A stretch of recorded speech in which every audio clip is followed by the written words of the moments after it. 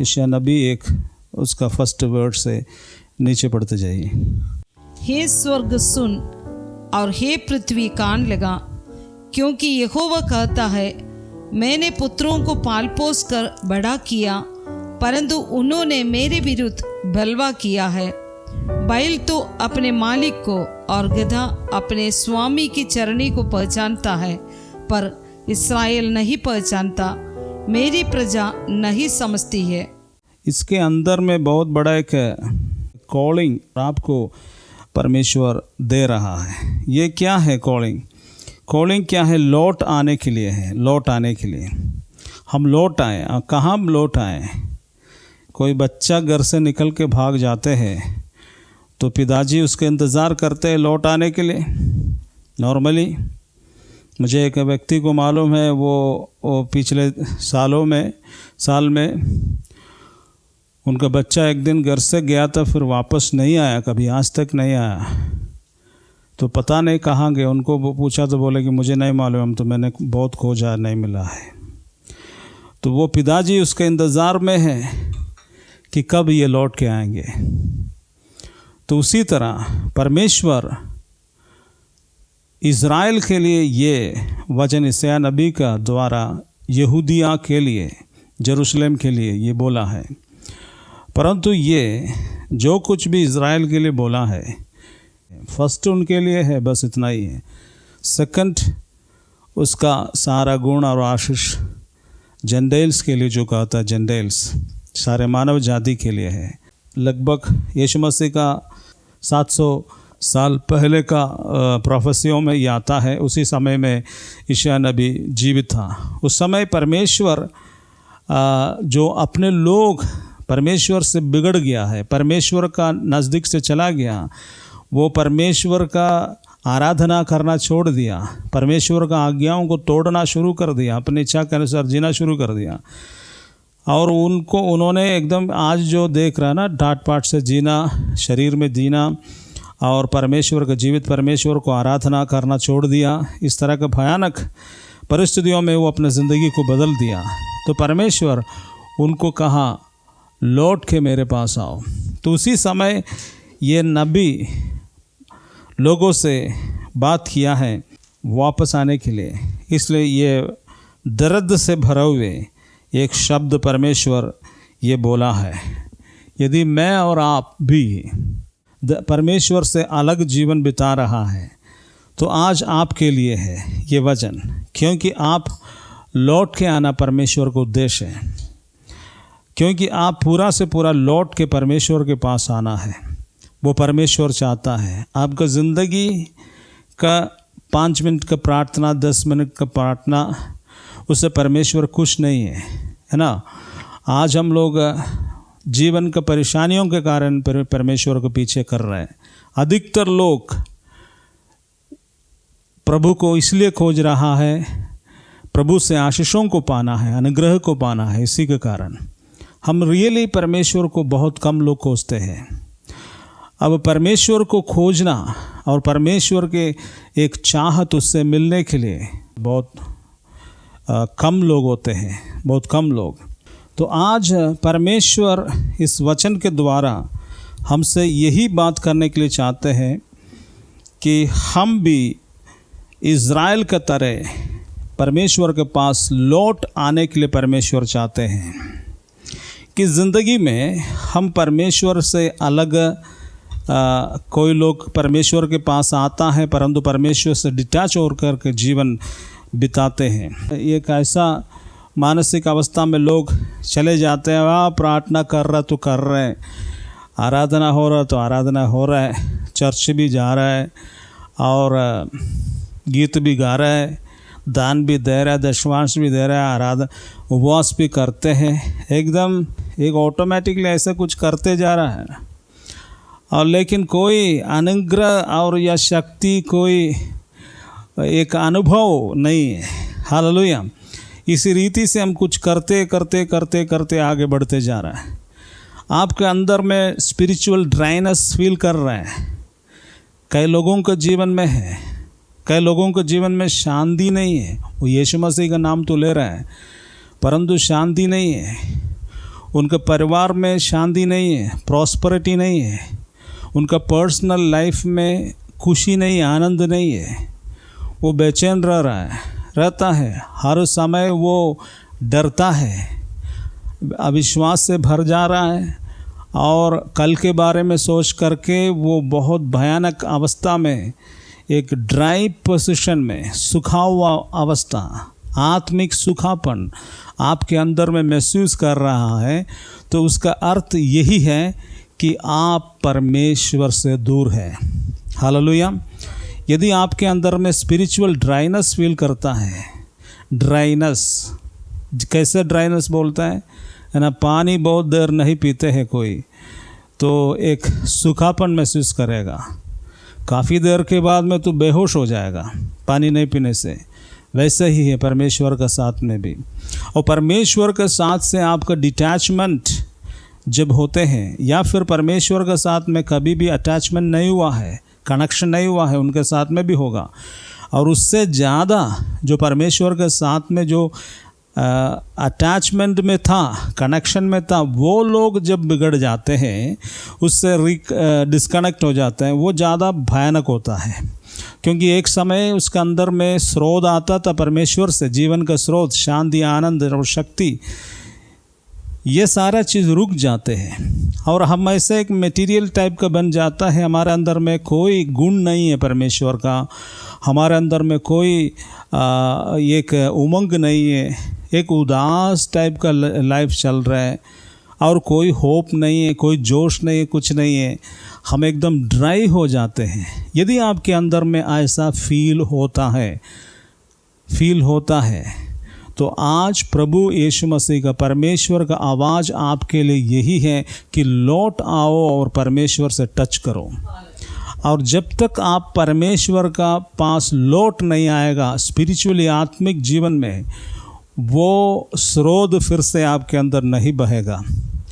चाहे आप एक ऑटोमेटिकली एक सिस्टम में ऐसे चलते जा रहा है, ठीक है, आप कई लोग संडे वर्शिप तो करते ही हैं, आराधना में भाग लेते हैं, हर चीज़ तो करते जा रहा है, लेकिन भरपूरी नहीं है, फुलनेस नहीं है।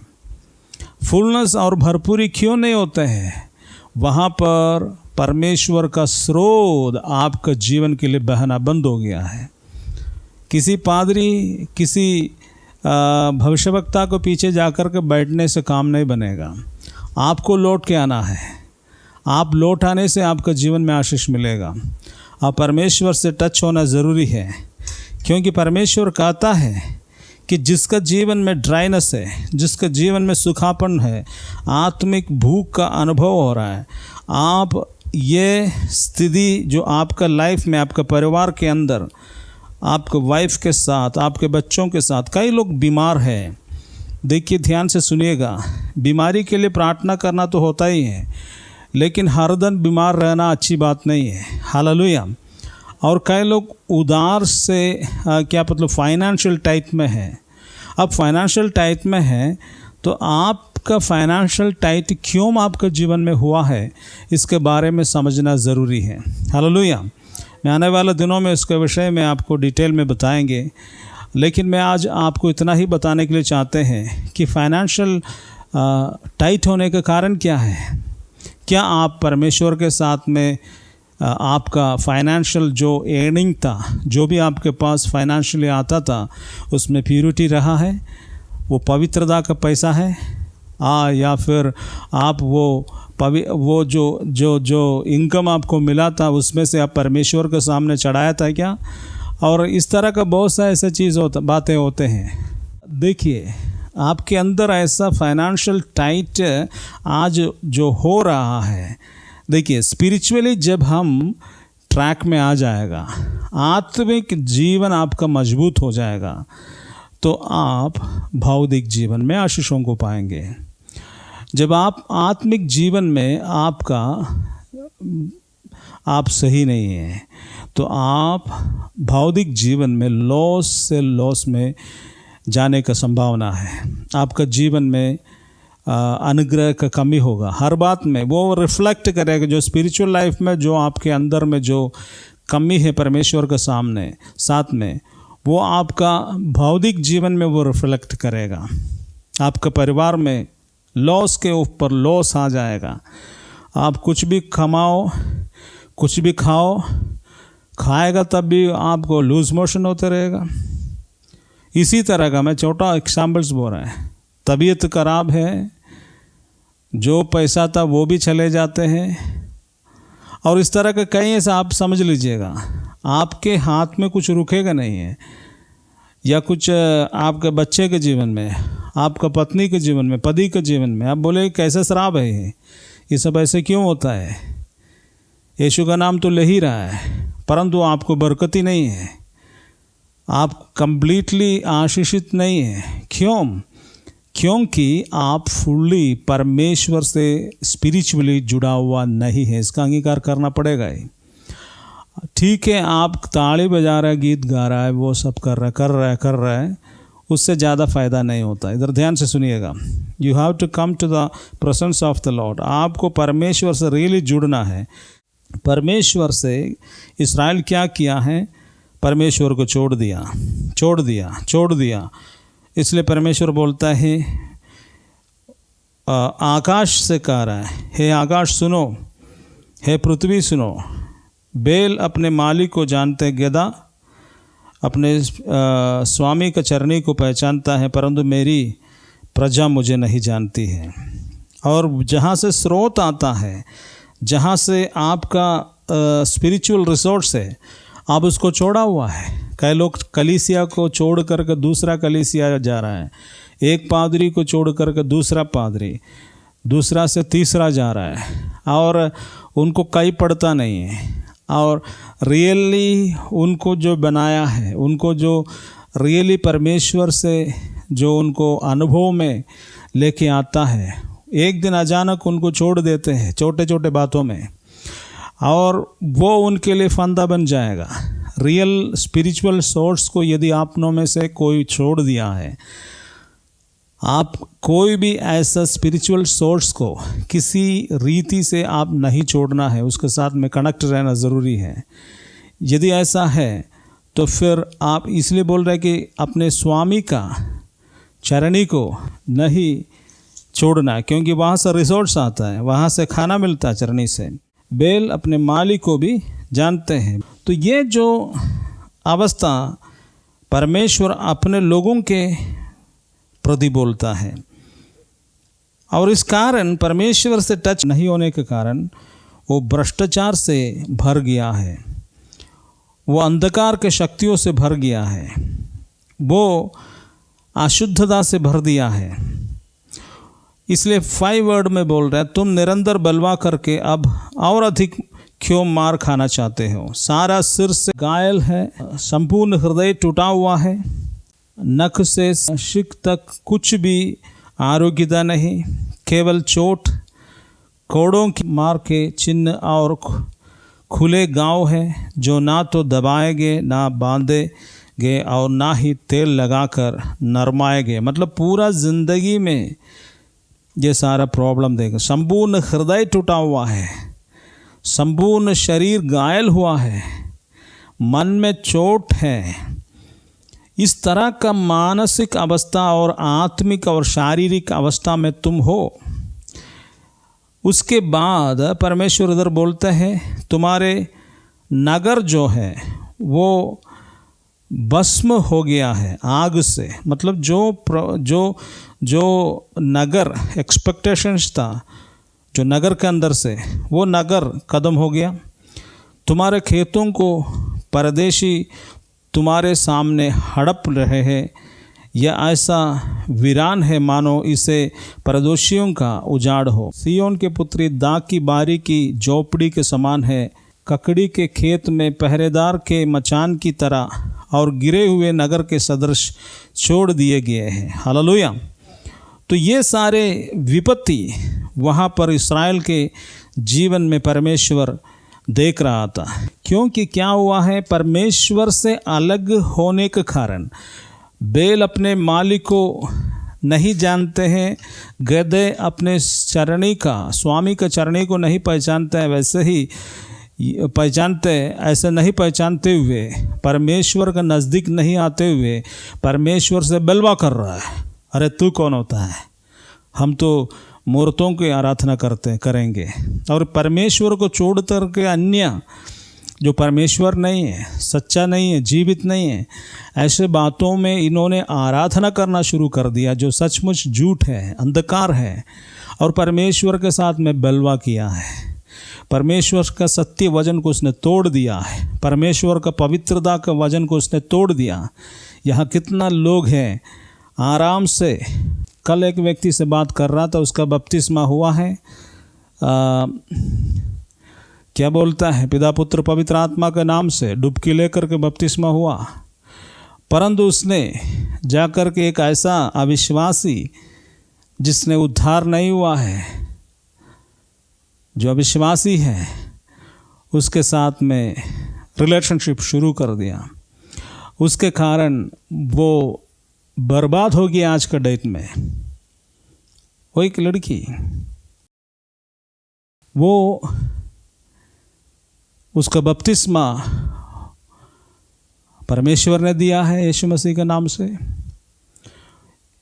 वो यीशु मसीह का पवित्र आत्मा का स्वाद को चक्का है। उसके बाद में उसको एक जॉब मिल गया। वो जॉब में गया है तो वहाँ पर एक लड़का आ गया, तो वो लड़का के पीछे वो फंस गया है, और वो लड़का कई सालों से उसको नचा रहा है, ना शादी कर रहा है, ना उसको अपने साथ ले जा रहा है। ये पागल टाइप का बन गया है, ज़िंदगी ऐसा ट्रैकलेस हो गया है। तो ये क्यों ऐसा हुआ है? क्योंकि वो जीवित परमेश्वर का पवित्र वचन को तोड़ने के कारण इसके साथ में ऐसा हुआ है। तुमको कौन बोला ऐसा पवित्र व्यक्ति अविश्वासी के साथ में विवाह करने के लिए, लव करने के लिए, प्रेम करने के लिए? इसलिए तो हुआ है। तूने अपने चरणी स्वामी का चरणी को नहीं जान रहे, तू अपने परमेश्वर का आवाज़ को टुकरा दिया है और परमेश्वर के साथ में बलवा किया, इसलिए तू भोग रहा है। और इसी तरह अनेकों दृष्टांत पिछले दिनों में, इतना सारे फ़ोन्स हमारे पास आया हुआ है, उसमें पति वेरी सिक है, कोविड हो गया, पत्नी विश्वासी है, और पति का ज़िंदगी में ये यीशु को बोलना, ले लो तुम यीशु को ले लो और प्रार्थना करो तुमको कोविड से प्रभु बचाएगा। लेकिन उसको तो कोई यीशु मसीह का नाम को स्वीकार करने का इच्छा नहीं है, वो बहुत बड़ा विरोधी है तो यीशु मसीह का। तो मैं आपको बोल रहा हूँ, ये औरत बहुत बड़ा भक्ति दिखा रहा है। मैं आपको पूछ रहा हूँ, ये क्यों ऐसा हुआ है? इसका रीज़न क्या है? क्या जानते हुए तुम इस अविश्वासी के साथ में विवाह किया है, कि या फिर तू भी अविश्वासी थे और बीच में तू विश्वास में आ गया, तो उसमें कोई प्रॉब्लम नहीं है, तुमको झेलना पड़ेगा। कई ऐसे भी लोग हैं कि दोनों पति पत्नी अविश्वासी रहता है, लेकिन पत्नी या पति कोई यीशु के पास आते हैं तो फिर दूसरे को झेलना पड़ेगा। तो दैट इज़ नॉर्मल, वो होता है, वो फिर प्रभु उनको उद्धार देता है। लेकिन जान करके कीचड़ में पाँव रखे हुए कितने लोग मुझे आज सुन रहे हैं, डाइवर्स करने के लिए चाहते हैं। जब उसके हिस्ट्री पढ़ कर देखते हैं तो पता चलता डाइवर्स का रीज़न कुछ और है, क्योंकि उसने कीचड़ में पाँव रखा है। तुमको लड़का का चिकना चेहरा दे करके, उसका स्टाइल दे करके उसमें फंस जाता, या कोई लड़की से तुम फंस जाते हैं, या कुछ नौकरी हो गया। हालेलुया। बहुत साल पहले एक व्यक्ति मेरे साथ में बोला, मेरे अच्छा एक जान पहचान व्यक्ति था, एक दिन हमको फ़ोन करके बोला, मैं कोई अरब कंट्री है, वहाँ पर मुझे नहीं मालूम एक्जैक्टली कौन है, वहाँ हमको नौकरी मिल गई, एक हॉस्पिटल का मैनेजर है हो करके। इधर तो अच्छा जॉब कर रहा था, वहाँ जा रहा है, कितना लाख रुपया उसको सैलरी बोल रहा था, 1.5 लाख रुपया ऐसे कुछ सैलरी बोल रहा था। वहाँ जाएंगे तो ज़िंदगी बनेगा। बोला ठीक है जाइए। और अच्छा से रहिएगा, प्रभु के साथ में प्रार्थना उतना करके रहिएगा। तो बोला कि लेकिन एक बात है भैया। क्या हुआ? वहाँ पर बाइबल नहीं ले जा सकता है। बाइबल नहीं ले जा सकता है?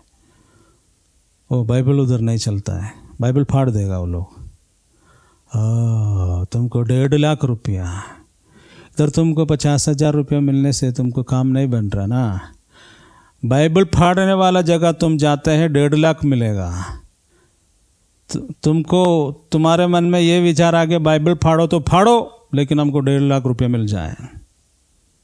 मैंने उसको डांटा कस के। मैं तो कभी ऐसे किसी को छोड़ता नहीं। कई लोग होता है कि मरने तो हमको क्या जाता है। मैं मेरे सामने कोई गड़बड़ी को देखेंगे तो मैं तो डांटेगा ज़रूर, मुझे कुछ भी हानि होने दे मेरे, लेकिन मैंने उनको खोल के बोलेगा ये विपत्ति है। इसलिए लोगों को हमसे ज़्यादा पसंद नहीं है। लोग जल्दी हमसे प्रेम नहीं करता है, क्योंकि ये आदमी तो मुंह पर बोल देता है गड़बड़ी। क्योंकि सबके गड़बड़ी बोलना सबको अच्छा नहीं लगता ना। सबको तारीफ़ करो। ये आपका बेटी सबसे बड़ा रिच हो जाएगा। अभी हम पवित्र आत्मा हमको दिखा रहा है, आपका घर में एक लाल कलर का कार देख रहा है। पवित्र आत्मा हमको दिखा रहा है आपको पीला कलर का मकान। आप कोई ऐसे चाह रहा था? हाँ, हम चाह रहा था हमको मकान चाहिए। हाँ, पीला कलर का। अगले दिसंबर 15 तारीख को आपको मिल जाएगा। पवित्र आत्मा बोल रहा है, मैंने एंजल को बोल दिया। तो इस तरह का प्रोफेसी लोगों को अच्छा लगेगा। अरे तुम नरक जा रहा है, ऐसे बोलने से अच्छा नहीं लगेगा। सच्चाई बोलने के लिए पवित्र वचन को परमेश्वर बनाया है, क्योंकि परमेश्वर सत्य का परमेश्वर है। रिचनेस का लोगों को रिच बनाना। कैसे सुसमाचारक आज बैठा हुआ है, धंधा चला रहा है, उनका सारे सुसमाचार के अंदर में रिच रिच रिच, धनी धनी धनी शब्द ज़्यादा गूंजते हैं। वो बोलेगा परमेश्वर तुमको रिच बना देगा, धनी बना देगा। ये धनी और रिच बाइबल को खोज कर देखिएगा, जहाँ है वहाँ पर शैतान का चाल होता है। यीशु मसीह के पास शैतान ने आकर के बोला, मैं तुमको दुनिया को दिखा करके बोला ये सब मेरा है, तुमको दे देंगे, दंडवत करो। धनवान को यीशु मसीह ने बोला कि ये धन का मोह छोड़ दो, इसको सबको जाकर के बेचो और उसके बाद मेरे पीछे हो लेना। यीशु मसीह ने बोला धनवान परमेश्वर के राज में प्रवेश करना ऊँट सुई के छेद के अंदर से जाते वैसे ही डिफ़िकल्टी है। पैसा और परमेश्वर एक साथ में नहीं चलेगा। ये सब प्रभु ने दिखाया बताया हुआ यीशु है। उसने बोला है कि तुम अविनाशी भोजन के लिए प्रयत्न करो, जो नाश होने वाला रोटी के लिए नहीं। और इस तरह का जो पैसा और सांसारिक वस्तुओं से अलग छोड़ करके प्रभु को पीछे हो लेने वाला, उपदेश देने वाला यीशु है हमारा यीशु। और उसका सुसमाचार सुनाने वाले बैठ कर के बोल रहे तुम रिच हो जाओगे। तुम्हारे घर के सामने हम लाल का वाला गाड़ी देख रहे हैं, ये बेटी सबसे बड़ा रिच होगा। हम आपके एक पवित्र आत्मा दिखा रहा है, ये भी बोलता पवित्र आत्मा दिखा रहा है। लाल कलर का पीला कलर का आपका मकान एक देख रहा है, क्या मिलना है? यस चाहिए, हाँ चाहिए ना, तो आपको मिलेगा अगला दिसंबर 15 तारीख को। तो तत्काल के लिए तो उसको कलेक्शन मिल जाएगा ना, 15 तारीख को नहीं मिलेगा बाद में ना। हालेलुया, लोग तो ऑफरिंग देगा ही। तो देखिए इस तरह का नहीं है परमेश्वर का सुसमाचार। परमेश्वर आपको आत्मा में धनी बनाता है। परमेश्वर आपका आत्मा में धनी बनाएगा। जब आप आत्मा में धनी हो जाएगा, आप भौतिक बातों में भी धनी होगा। हालेलुया। वो धनीपन क्या है? ऐसा नहीं कि 100 करोड़ का आपको ज़मीन आ गया, अब बहुत बड़ा नंबर 1 का दुनिया का करोड़पति बन जाता है। ऐसा धनी नहीं है। उसका मतलब है कि रोटी कपड़ा मिल जाएगा, खाना पीना यीशु मसीह देगा, उससे ज़्यादा एक्सपेक्ट नहीं करना है। मेरे सुसमाचार में सभाओं में जो भाग लेता है, कोई भी इसको सुनते हैं आज धनी बनने के चक्कर में है, तो मेरे सभा में प्रिय परमेश्वर के लोगों, आप इसमें अटेंड मत कीजिए। आपको धनी बनाने का सुसमाचार मेरे पास नहीं है, आपको भौतिक धनी बनाने का। हमारे पास एक ही वचन है, वो आपको आत्मा में धनी बनाएगा। उसके द्वारा परमेश्वर आपको चलाएगा, आपका आवश्यकताओं को पूरा करेगा। बस उससे ज़्यादा तो हम नहीं बोल सकता है। आपको गाड़ी चाहिए कि साइकिल चाहिए, परमेश्वर जानते हैं। हम किसी के बारे में ऐसे सपना देखता भी नहीं है। हालेलुया। तो इधर ध्यान दीजिएगा। अब आप जा कर के फंस गया, जीवित परमेश्वर को छोड़ करके, जीवन के स्रोत को छोड़ करके किसी ने शादी करके फंस गया। शादी करके तो इतना लोग फंस गया है, गलत लड़की के साथ शादी हुआ है। आपको मालूम है, शादी एक बार कर देता है उल्टा सीधा के साथ में, तो जिंदगी फिर जीवन में आपको उद्धार नहीं है।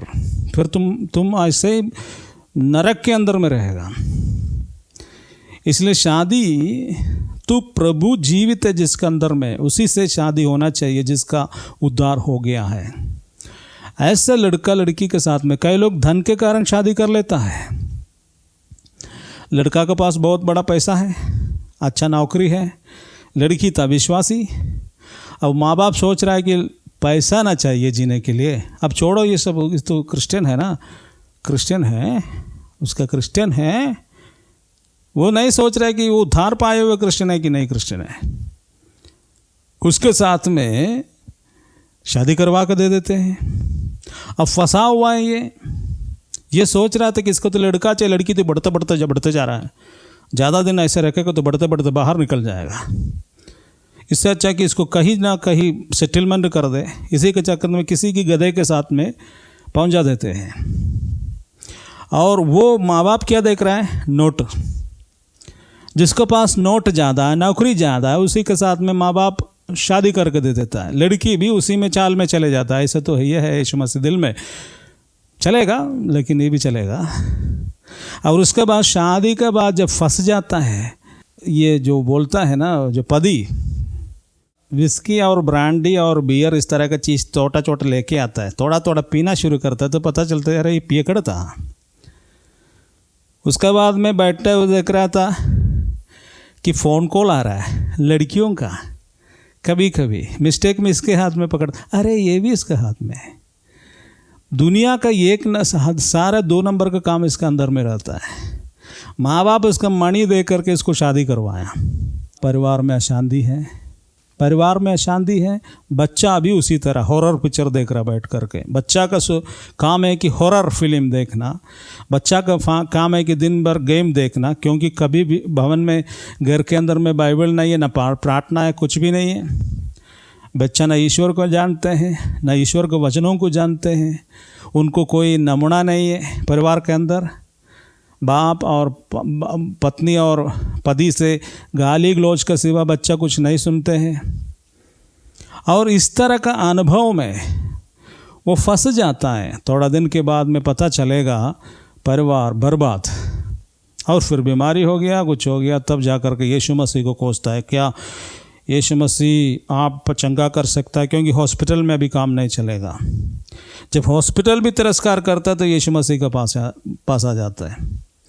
क्या इसको चंगाई मिलने से फिर भी यीशु मसीह के पास आएगा क्या? ना, वो चंगाई के बाद फिर चले जाएगा, दूसरा चंगाई के लिए फिर आता है।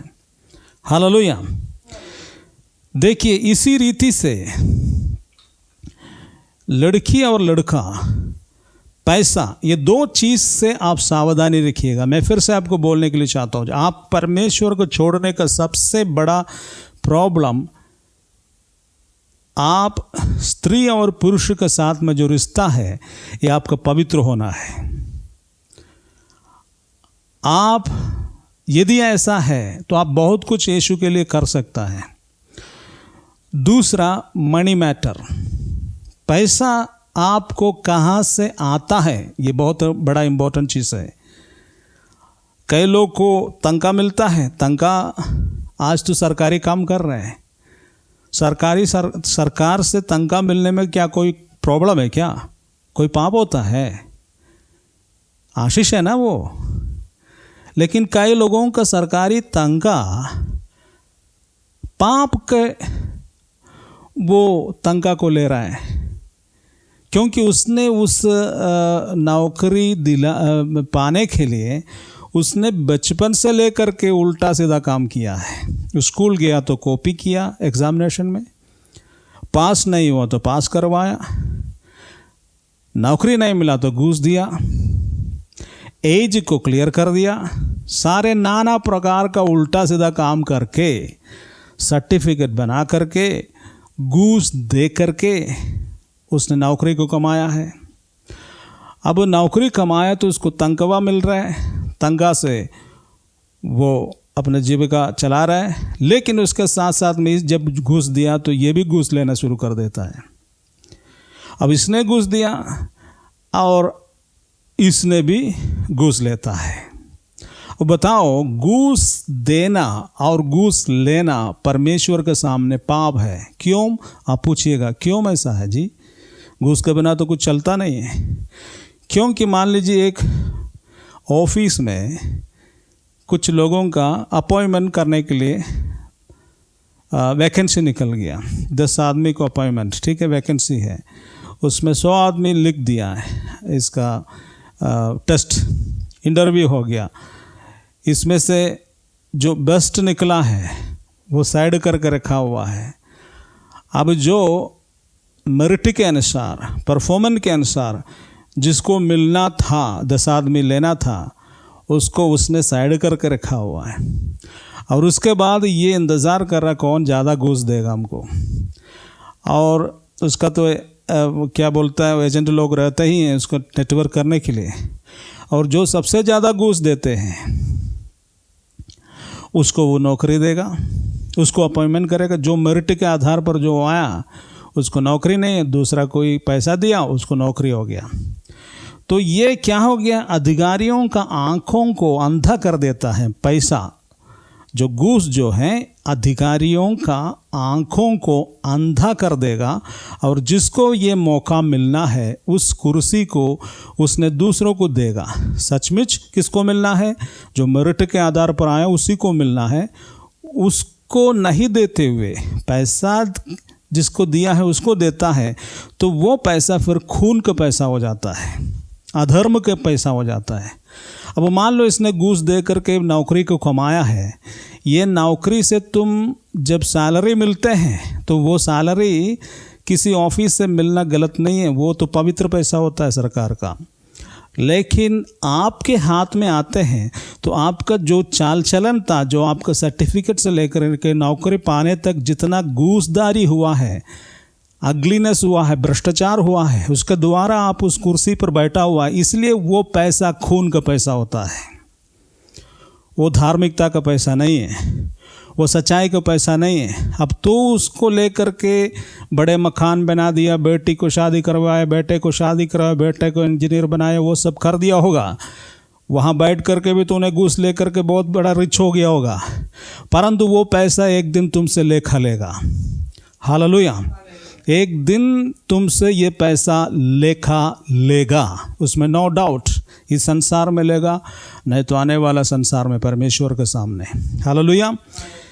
मैं इसलिए बोल रहा हूँ, आप जो विश्वासी हैं, जो यीशु का नाम लेते हैं, विश्वासी, आप यदि ऐसा किया है कोई व्यक्ति, आप आज बहुत बड़ा नौकरी पा करके बैठ करके चर्च के आगे वाला कुर्सी में बैठ करके, इसलिए कि नौकरी जिसका है उसी का नाम चर्च में ज़्यादा अच्छा होता है।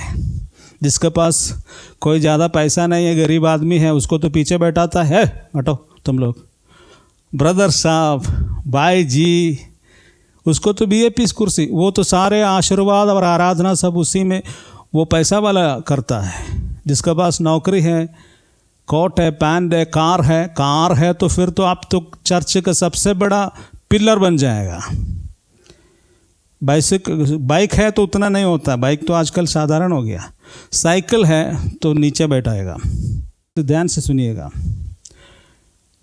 हालेलुया। तो इसी तरह मुंह दे करके आप, वो अलग मैटर है, उसको छोड़ दीजिए।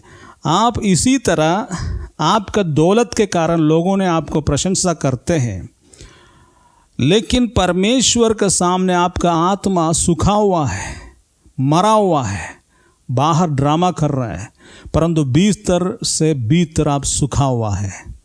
ऐसे लोगों से आज परमेश्वर बात कर रहे हैं।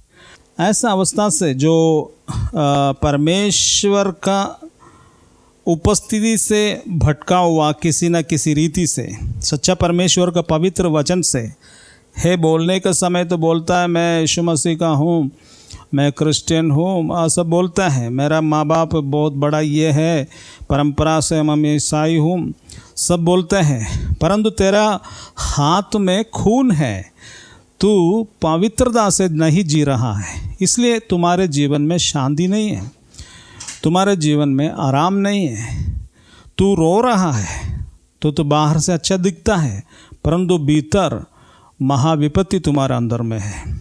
आज का दिन में परमेश्वर इसलिए बोलते हैं कि हाँ, वो ऐसा अवस्था में जब हम हैं तो परमेश्वर हमारे प्रार्थना को यहाँ तक नहीं सुनेंगे। लोग तो दान देते हैं चर्च में और दशमांश देते हैं, नाटक बहुत करते हैं, लेकिन सबका दान प्रभु स्वीकार नहीं करते हैं। मान लीजिए आपने दशमांश इतना ज़्यादा देते हैं, परंतु मैंने अभी बोला ना, उल्टा सीधा रास्ता में सर्टिफिकेट में नौकरी कमाया और उल्टा सीधा आपका पैसा में दाग है किसी कारण से, तो प्रभु आपका दशमांश को स्वीकार नहीं करेगा। एक दिन मैं एक जगह गया था, दूसरा जगह में, वहाँ पर प्रभु का एक सेवकाई के लिए गया था। वहाँ पर एक लड़का नौजवान आया, बहुत सेवा किया। सेवा करने के बाद में बहुत सेवा किया तो हमने फाइनली, धनवान था, पैसा वाला था, हमने फाइनली उनको पूछा कि आप क्या करते हैं। उसने बोल रहा था मैं प्रभु के लिए इतना करता हूँ, इतना करता हूँ।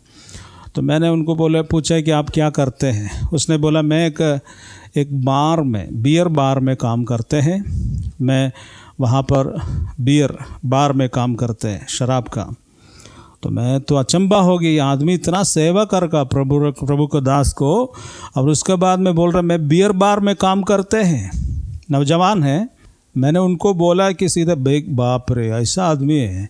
मैंने उनको बोला कि बेटा देखो ये तो बहुत बड़ा गलत बात है, बियर बार में तुम हाँ करते, उसमें काम करते हैं और प्रभु को सेवा भी करते हैं, ये क्या बात है। तो उसने बोला कि उसमें क्या हो गया ब्रदर जी, हम तो काम कर रहे हैं ना, वो थोड़ी हम करते हैं, मेरा बार नहीं ना है, दूसरा आदमी का बार है, हम उसको कुछ नहीं, हम पीता नहीं है, हम एक ड्रॉप वाइन नहीं पीते हैं, ब्रांडी विस्की कुछ नहीं, हम पीता नहीं, हम केवल लोग जो आता है कस्टमर उसको देता है, डाल के देता है, बस इतना ही करता है। तो वो लोग बहुत टिप देता है अच्छा से डाल के देने से, इसी का पैसा इसका पॉकेट में है। तो ये जो पीता नहीं है वो डाल के देता है, और उसके जो आमदनी जो आ रहा है उस बियर बार के अंदर से आ रहा है। अब आपको मालूम है वो बियर बार के कारण कितने शराब पीने वाला पदियों के कारण बर्बाद हो गया, कितने माँ बाप बर्बाद हो गया, दुखित हैं अपने बच्चों के कारण, बच्चा बिगड़ गया, शराब के बंधन में चला गया, कितने पत्नियां खुदकुशी किया है, सुइसाइड, कितना परिवार में डाइवोर्स हो गया है, ये शराब के कारण, कितना मारपीट, कितना खून झगड़ा इसके कारण हुआ है। अब तुम बार में एक सेवा करते हैं, दूसरों को बियर डाल के देते हैं, तुमको नहीं समझ में आ रहा है, पाप है। तुम्हारा तंगा जो मालिक देता है वो लहू का तंगा है, किसी का खून उसके अंदर में है, किसी पति ने पिया परंतु उसके बच्चे का फीस नहीं भराया है, परंतु वो पियकड़ है, पी करके पैसा बर्बाद कर दिया है, बच्चा रो रहा है, उसको फीस जमा करने के लिए नहीं है, वो खून का पैसा तुमको तंगा में आया है और तुम इसका लेखा देना पड़ेगा। ऐसा परमेश्वर को सेवा मत कीजिए, परमेश्वर को मत दीजिए। मेरे को सुनने वाला ऐसा कोई व्यक्ति है, आप इस तरह कोई बिजनेस का साथ में जुड़ा हुआ है, प्राइवेट जॉब में आप देखते हुए आपका मालिक चोरी करते हैं और आप उसका साथ दे रहे हैं, उसको क्या बोलता है, बिल बना कर दे रहा है, उसका उल्टा सीधा 2 नंबर का काम में आप अनदेखे करते हुए वहाँ रहते हैं, कारण आपको पैसा मिलेगा, आप बोल रहे यीशु मसीह की जय, और आप समझ रहे कि वहाँ रहते हुए इतना अधर्म को देखते होने के बावजूद भी मैं यीशु का नाम लेने से मैं शुद्ध हो जाऊँगा, मुझे जो काम करता है उसी का ही मुझे पैसा मिल रहा है, ऐसा करके सफाई देने वालों, अब तुम लोग सुनो, परमेश्वर का सिद्धता इसी बात में नहीं है। आपको पवित्र बनना है। जो पैसा आपके पास आया है, 4 रुपया भी आया, उसका रूट समझना ज़रूरी है। क्या यह सत्य से आया है? पवित्रता से आपके पास इनकम आ रहा है? ईमानदारी से आप कमाया है क्या? कई लोग होता है मौका का चौका मारने वाला। कैसा है मालूम है? जब लॉकडाउन आ गया, एक एक चीज़ का पैसा बढ़ गया है, लूट रहा है लोग। मैं एक चीज़ खरीदने के लिए पिछले दिन में गया, उसका वेबसाइट प्राइस कुछ है और MRP भी कुछ है, और उससे ज़्यादा पैसा हमसे मांगा और ले लिया। मजबूरी के कारण मुझे देना पड़ा। और वो समझ रहे कि वो बोल रहे कि हमको मदद कर रहे हैं।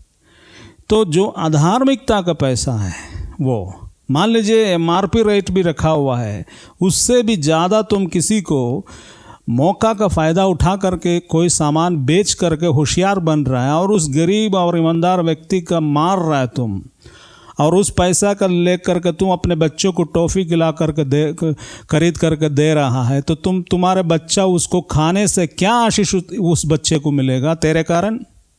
बच्चा का गड़बड़ी नहीं है, तुम्हारा कमाई में खून है। तुम अधार्मिकता का पैसा अपने पत्नी को नहीं खिला सकते हैं, तुम अधार्मिकता को पैसा अपने बच्चों को नहीं खिला सकता है। तुम्हारे कमाई में सफाई चाहिए, साफ सुथरा, पवित्रता, धार्मिकता, सत्य चाहिए। यदि 1 रुपया भी तुम्हारा कमाई हो, लेकिन उसका अंदर पवित्रता चाहिए। तू पैसा के पीछे जा करके फंस के परमेश्वर के सामने पाप नहीं करना। पहले तीमुथियुस अध्याय 6 उसका 10 को पढ़िए, 7 से ही पढ़िए। क्योंकि ना तो हम संसार से कुछ लाए हैं, ना यहाँ से कुछ ले जाएंगे। यदि हमारे पास भोजन और वस्त्र है तो इन्हीं से हम संतुष्ट रहेंगे।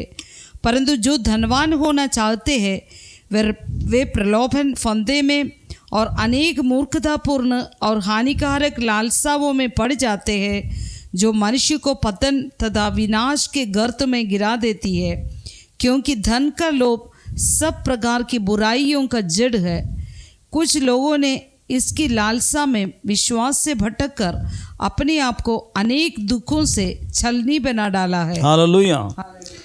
क्योंकि धन का लोभ होता है जी, धन का लोभ मैक्सिमम दुनिया में इसी के अंडर में लोग पाया जाता है। उनके पास एक ही डायलॉग है, पैसा का बिना कुछ नहीं होता। भैया ये तो सत्य है, लेकिन अधार्मिकता का पैसा आप नहीं कमाना है।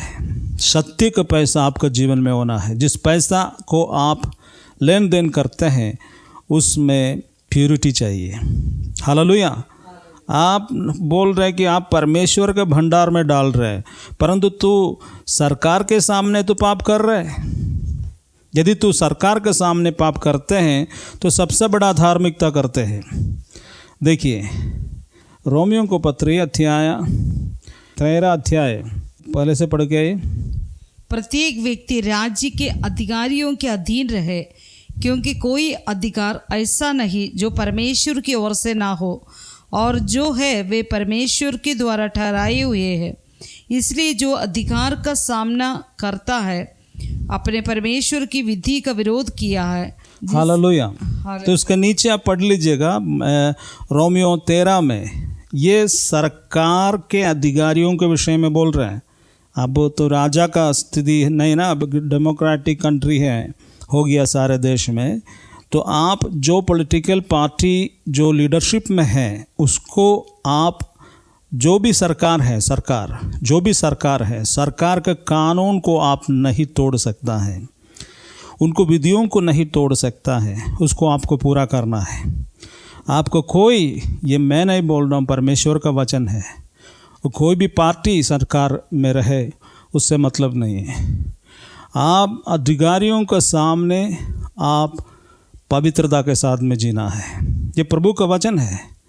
आप टैक्स देना है, चाहे वो सेल टैक्स हो, इनकम टैक्स हो, परफेक्टली आप 1 रुपया भी उसमें से बचाना नहीं है। 1 सिंगल रुपी पैसा आप उससे बचाना नहीं है किसी कारण से।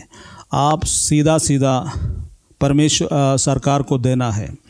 और इसलिए हम बोल रहे हैं कि यीशु मसीह ने उसको वचन में बोला, जो सीसर का है वो सीसर को दो, और जो परमेश्वर का है वो परमेश्वर को दो।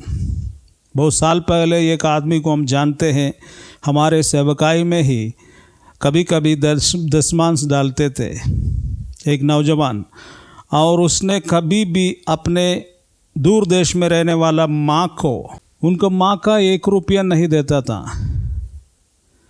अब मेरे को कभी कभी पैसा देता है, आकर के दशमांश देता है। मुझे ऐसा लगा कि ये अपने मदर को नहीं देते हैं।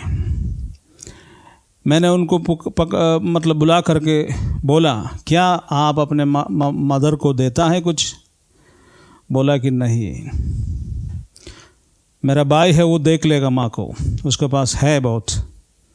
बोला कि भैया इससे कोई मतलब नहीं रहता है, भाई होगा उसके पास बहुत होगा, लेकिन तेरा रिस्पॉन्सिबिलिटी है तेरा माँ को कुछ ना कुछ तुम्हारा आमदनी से 1 रुपया भी तुमको बेच देना है, बेच के उसको आशीष मांगना है उससे महीना में 1 बार।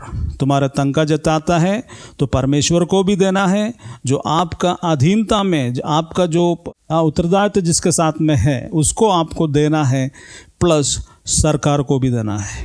ये 3 जगह आपको देना है। एक सरकार, दूसरा आपके माँ बाप या कोई आपसे डिपेंडेंट है उनको अनदेखी नहीं करना है, उसके साथ परमेश्वर को देना है। यदि आप दिए 2 जगह ठीक नहीं है, आप उल्टा सीधा आदमी है, घूस देता और लेता है, वो देख कर के लेकर के तुमने सर्टिफिकेट कमाना। आज तो बहुत लोग बैठा हुआ है कुर्सी में, वो ऑफिसर बन कर के और गाड़ी में घूम रहा है, तो खून के पैसा को कमा रहा है दूसरों का।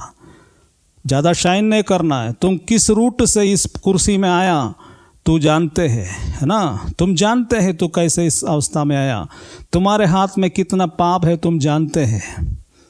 बाइबल में लिखा हुआ तुम्हारे हाथों में खून है। हालेलुया।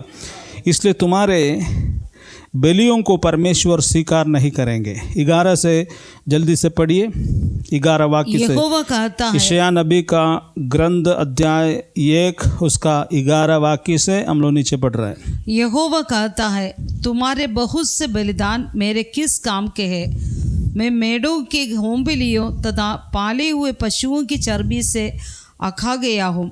मैं बैलों, भेड़ों अथवा बकरों के लहू से प्रसन्न नहीं होता। तुमसे किसने कहा कि तुम मुझसे भेंट करने के लिए आकर मेरे आंगनों को रो दो?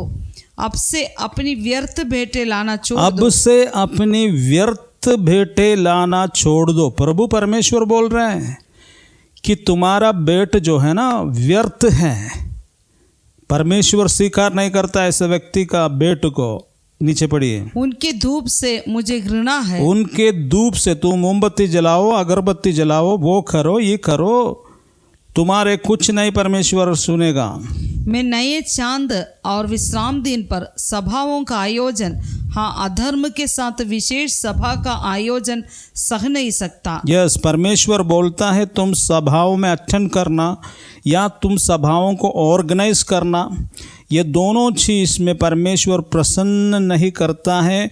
उसको आयोजन जो करता है उसके ऊपर प्रभु का कोई आशीर्वाद नहीं होगा। मैं तुम्हारे नए चांद के पर्वों और ठहराई हुए त्योहारों से घृणा करता हूँ। तुम्हारे त्योहारों से, तो ईस्टर बनाता है ना, 40 दिन को उपवास करते हैं, उसके बाद में 40वां दिन के बाद तुम जब ईस्टर होते हैं तो शराब पीते हैं। कितने लोग ऐसा है कि 40 दिन उपवास करते हैं। हमसे पूछते हैं, एक दिन एक जगह हम थे तो हमसे आकर के पूछा और एक भक्त, अच्छा हम 40 दिन को उपवास, 40वां का जो उपवास होता है ना उसी समय पर वो आकर के 40 दिन को उपवास कर रहा जो ईस्टर के टाइम में।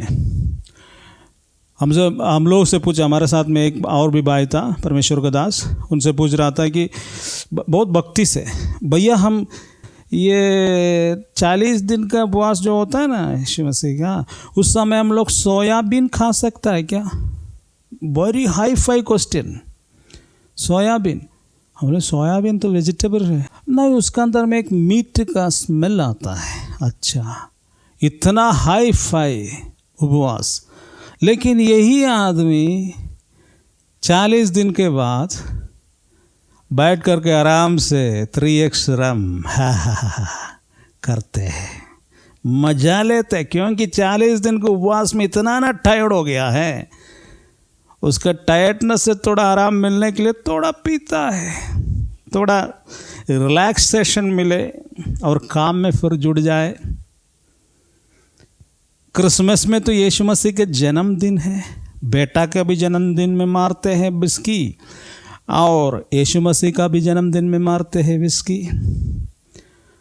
तो हर चीज़ में तुमको वाइन चाहिए।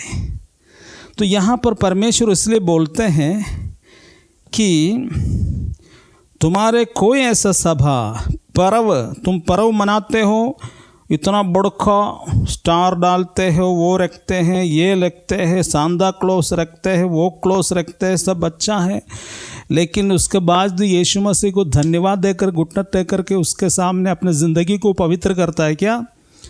तो बैठ कर पीता है।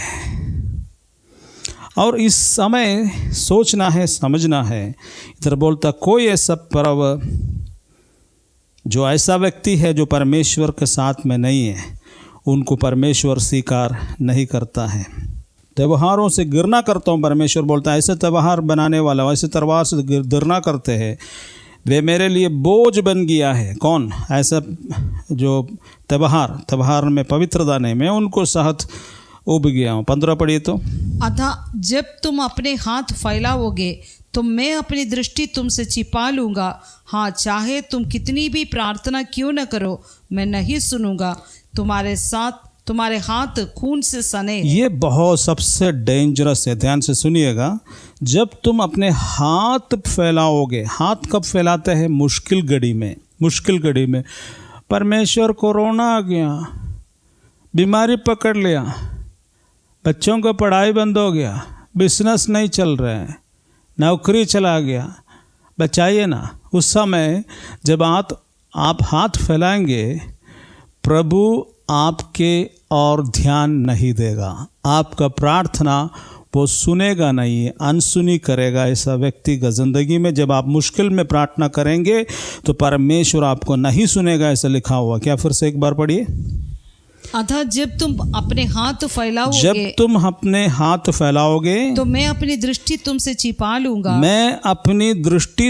छिपा लूंगा। परमेश्वर दूसरा 1000 जगह बोला हुआ है, जब तुम हाथ फैलाओगे तो मैं तुमको देखूंगा, लेकिन इधर लिखा हुआ है कि मैं तुमको हाथ बढ़ाने के समय, फैलाने के समय, मैं अपने दृष्टि को तुमसे छिपा लूंगा। हाँ, चाहे तुम कितनी भी प्रार्थना तुम कितनी भी प्रार्थना में अटेंड करो, मैं नहीं कितनी भी प्रार्थना करो, मैं नहीं सुनूंगा। तुम्हारे हाथ खून से सने हैं। तुम्हारे हाथ खून से सने हैं। हालेलुया। विषय क्या है?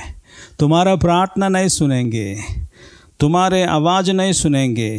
तुम हाथ उठाते हैं तो मैं अपने दृष्टि को तुमसे अलग करूँगा। कारण क्या है?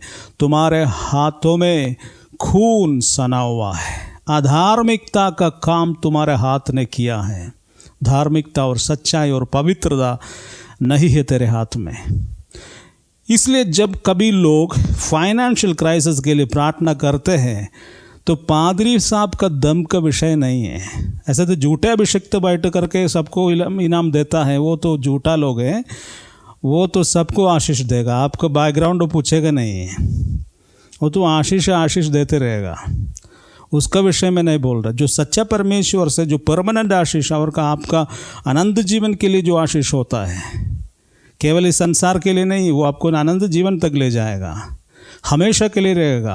आपको हजारों पीढ़ियों को परमेश्वर आशीष करने वाला जो आशीष। आज एक कार, एक बंगला केवल नहीं, कार और बंगला मिट्टी में मिल जाएगा, लेकिन यीशु मसीह के नाम से जो पवित्रता के साथ में जीने वालों को, उनके पीढ़ियों को, हजारों पीढ़ियों तक परमेश्वर का आशीष रहता है। तेरा बच्चा भूखे नहीं मरेगा। दावीद ने बोला हुआ उसका वचन में, मैं एक समय जवान था, मैं अब बुजुर्ग हो गया, लेकिन मैं अपने ज़िंदगी के काल में मैं कभी भी एक धर्मी जन का बच्चा भूखे नहीं देखा है। हालेलुया।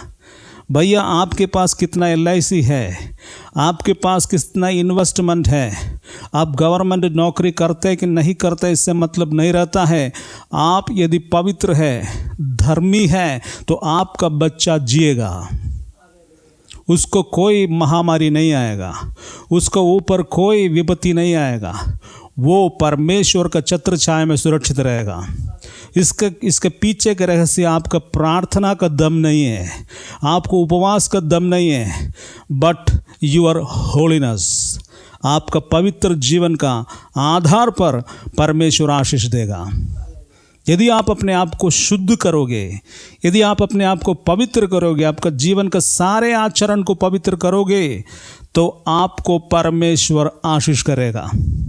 जिस दिन, जिस घड़ी तक इसी रीति से आप मन नहीं फिराओगे, आप जमीला में रहेगा, कभी भी आपका प्रार्थना परमेश्वर नहीं सुनेगा, ना आप सारे प्रॉब्लम से बाहर निकल के नहीं आएगा, आपका ज़िंदगी में शांति नहीं होगा, आपका जीवन में प्रॉस्पेरिटी नहीं होगा, शैतान आपका कारोबार से हाथ नहीं उठाएगा, कभी भी शैतान आपका और आपके परिवार से नहीं जाएगा।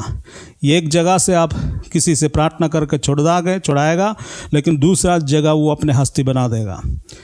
ये सब नाटक से काम नहीं बनेगा। देखिए, इसलिए हम लोग 18 वाक्य को जल्द पढ़िएगा। 16 से पढ़िए। अपने आप को धोकर शुद्ध करो, मेरी दृष्टि के सामने से अपने बुरे कामों को दूर करो। परमेश्वर बोलता है, बुराई करना छोड़ दो। 16 वचन, मैं तुम्हारे प्रार्थना नहीं सुनूंगा, तुम्हारे हाथ में खून से सने हुए हाथ। तो प्रभु उसका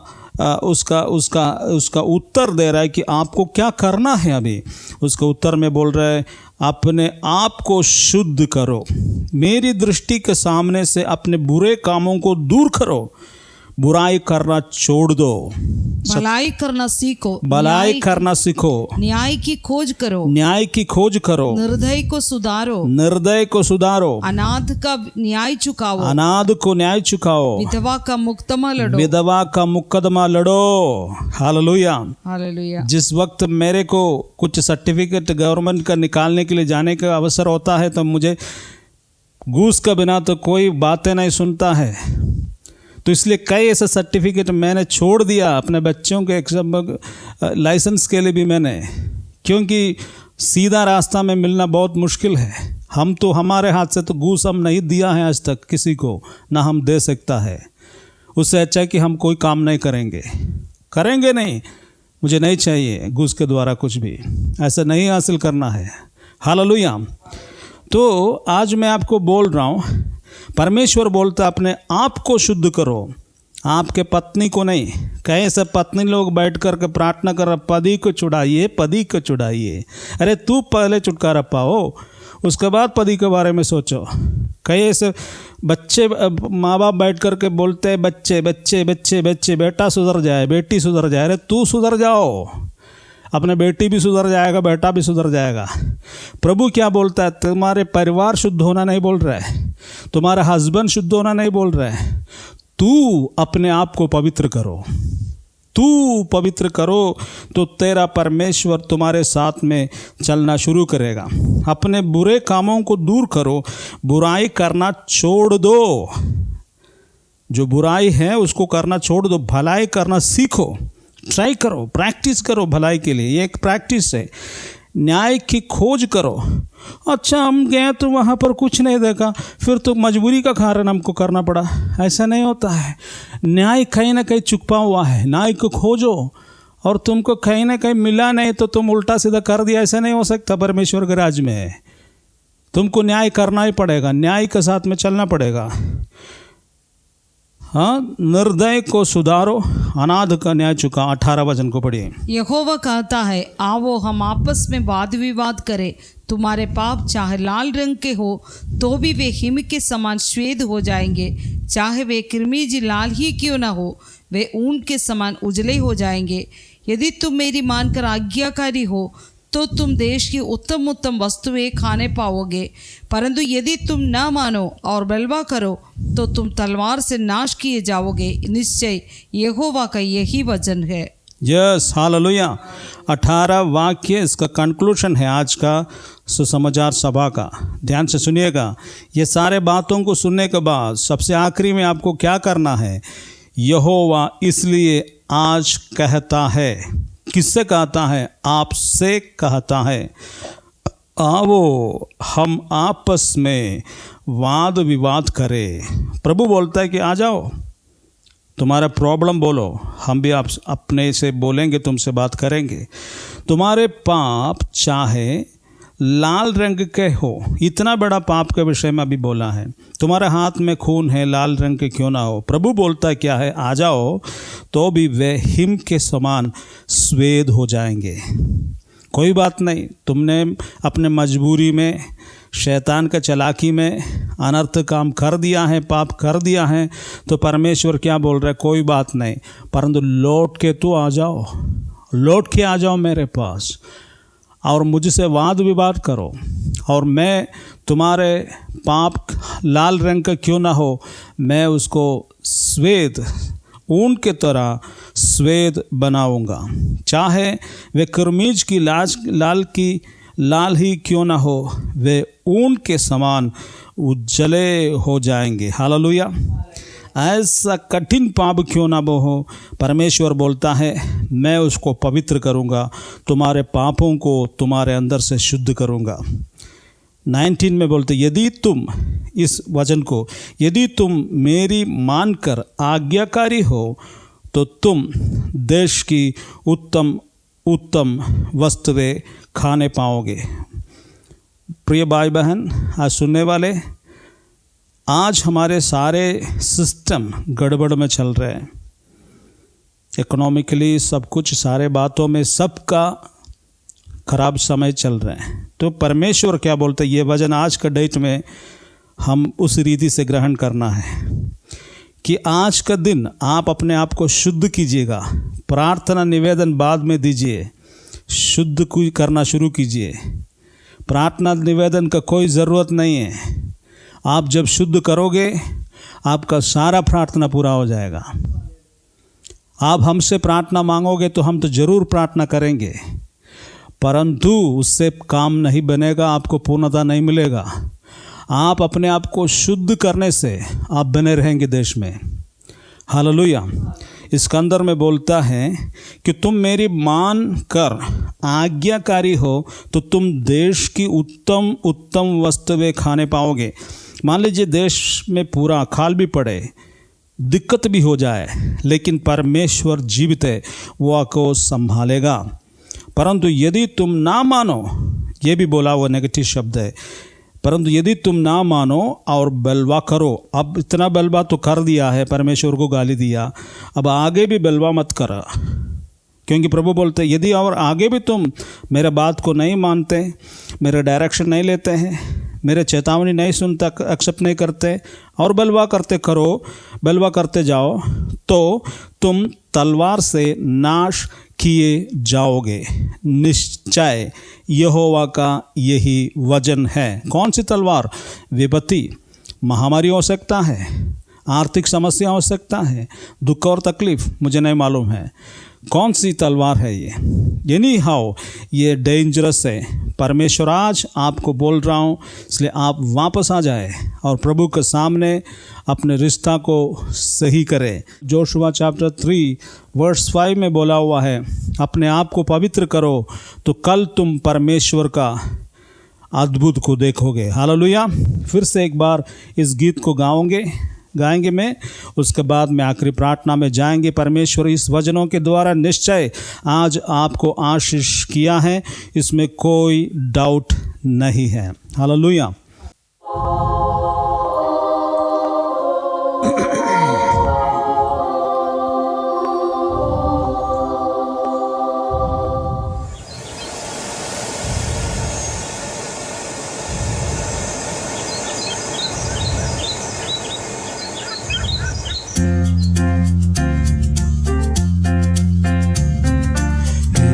आकाश तू ध्यान से सुनो, हे पृथ्वी तू कान लगाओ।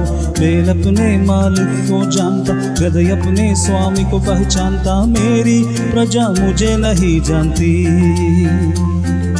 मेरी प्रजा मुझे नहीं जानती।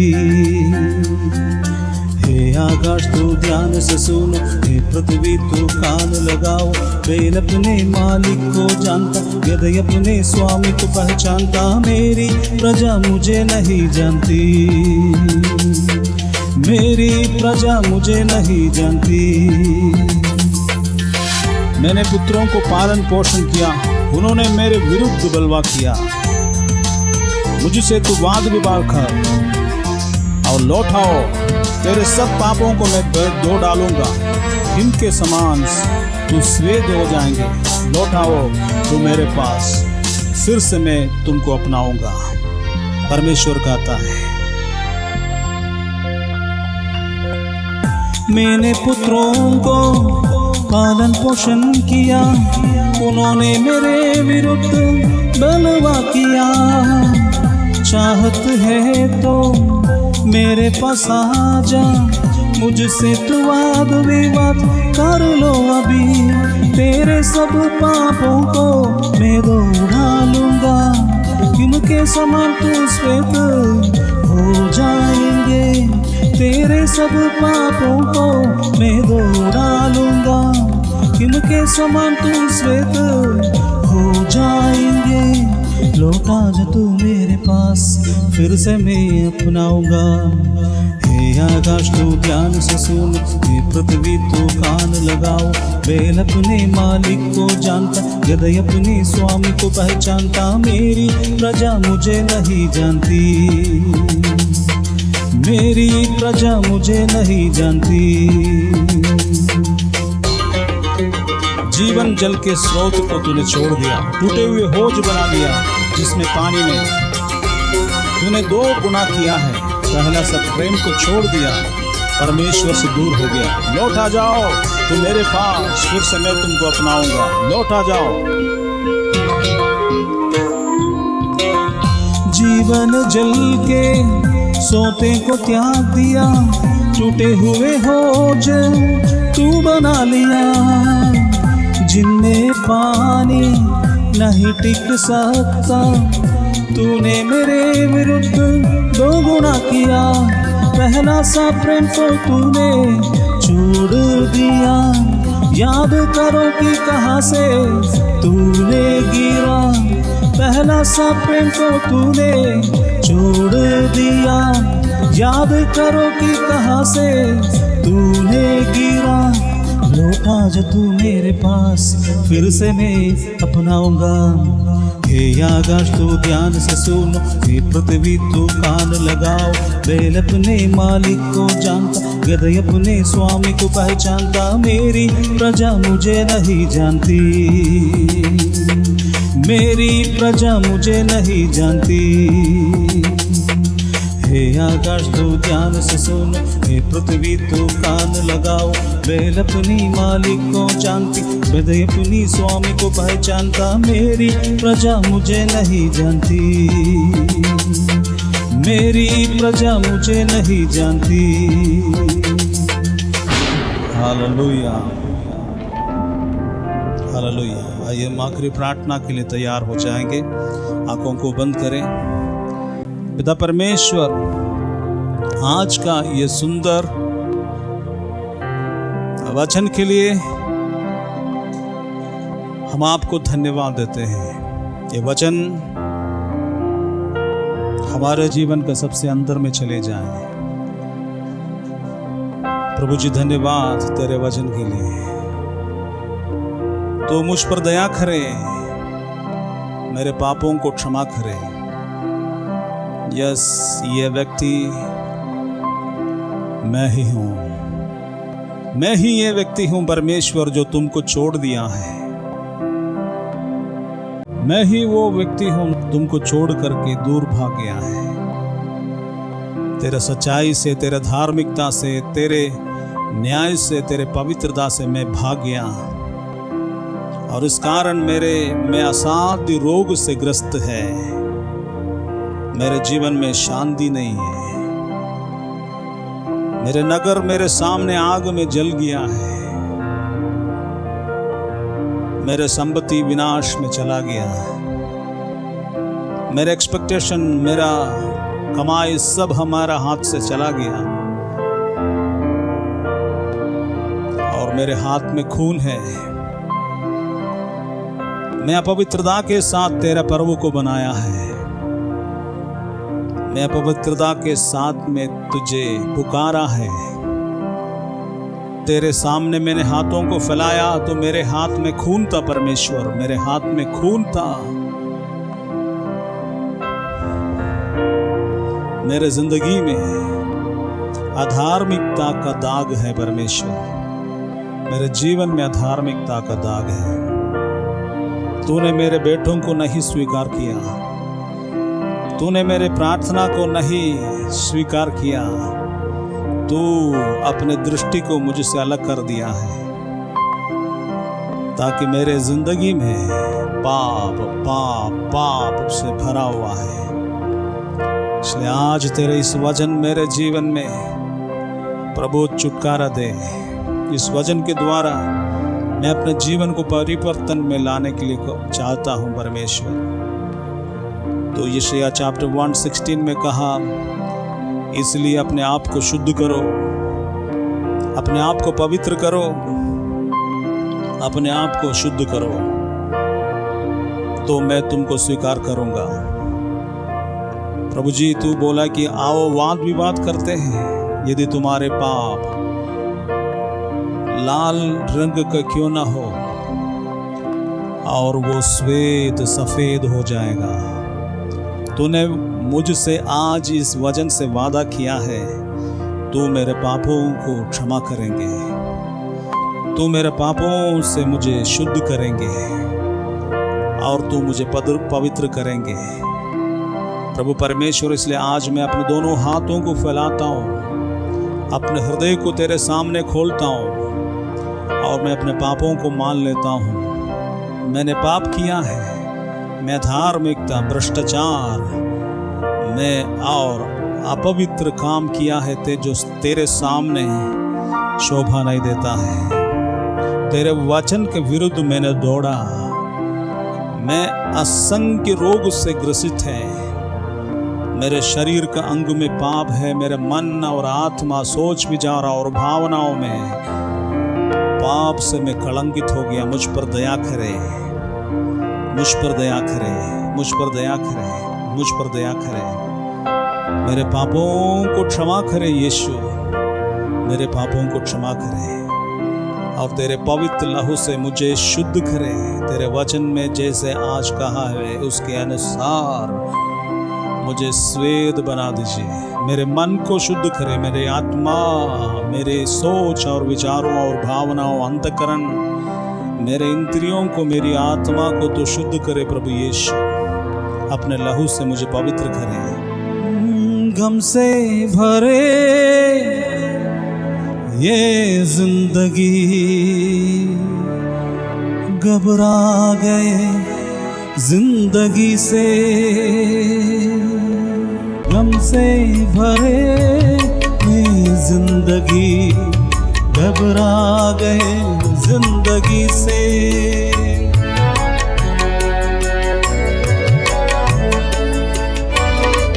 गम से भरे ये जिंदगी, घबरा गए जिंदगी से।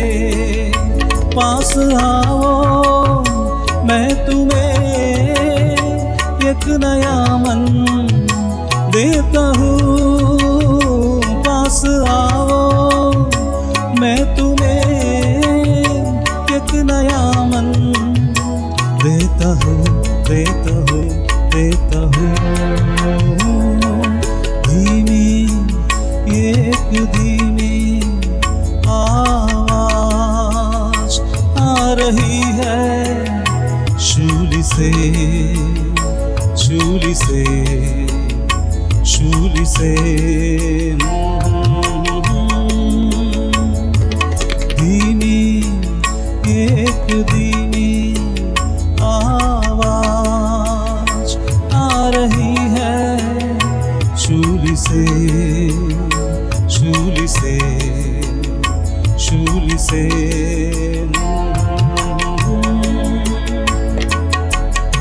हालेलुया। आइए इस वक्त हम अपने हृदय को परमेश्वर के पास लाएंगे। आप दोनों हाथ बढ़ाते हुए परमेश्वर से बोलिए, प्रभु आज मैं अपना संपूर्ण जीवन तेरे हाथ में समर्पित करता हूँ। मेरे जीवन को परिवर्तित कीजिए, एक नया जिंदगी मुझे दीजिए। पिता परमेश्वर, इस वक्त जो लोग मुझे अभी देख रहा है, सबों का जीवन को तू आशीष करे। और जितने लोग इस वक्त सचमुच प्रार्थना कर रहे हैं, उनके जीवन में तेरे पवित्र आत्मा का शक्ति उतर के आने के लिए मैं प्रार्थना करता हूँ। और इनके जीवन को आज से एक बदलाव इनके जीवन में दीजिए, एक चेंज। पवित्र आत्मा का शक्ति इनके जीवन में उंडेल दे और इनके पापों को तू क्षमा करे। और आज से प्रभु अपने हाथ पकड़ के इनके हाथ पकड़ के आप इनको ले जाने के लिए प्रार्थना करते हैं। और जैसे तेरी इच्छा उनके जीवन में पूरी हो जाए। प्रभु सारे परिवार के लिए प्रार्थना करते हैं। जो लोग बीमार हैं, लोगों के लिए प्रार्थना करते हैं। जो बीमार हैं, कृपया आप अपने हाथ को जहाँ पर बीमारी है वहाँ पर रखिएगा। और इस वक्त मैं प्रार्थना करूँगा। पिता, जो लोग बीमार हैं, जिस बात के लिए अभी आपके सामने हाथों को रखा शरीर में, वो बीमारी इनके शरीर से दूर करें। इसी वक्त यीशु मसीह के नाम से ये चंगे हो जाए और आपका महिमा ये करने पाए।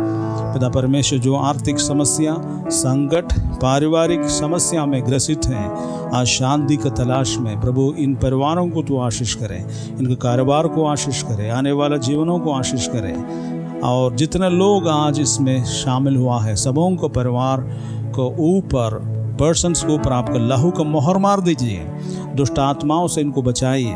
आपका स्वर्गदूत उन्हें संभालने पाए। आपका वचन और पवित्र आत्मा से इन्हें सहायता करे। धन्यवाद हमारे सारे प्रार्थना सुनने के लिए, यीशु मसीह के नाम से, आमीन।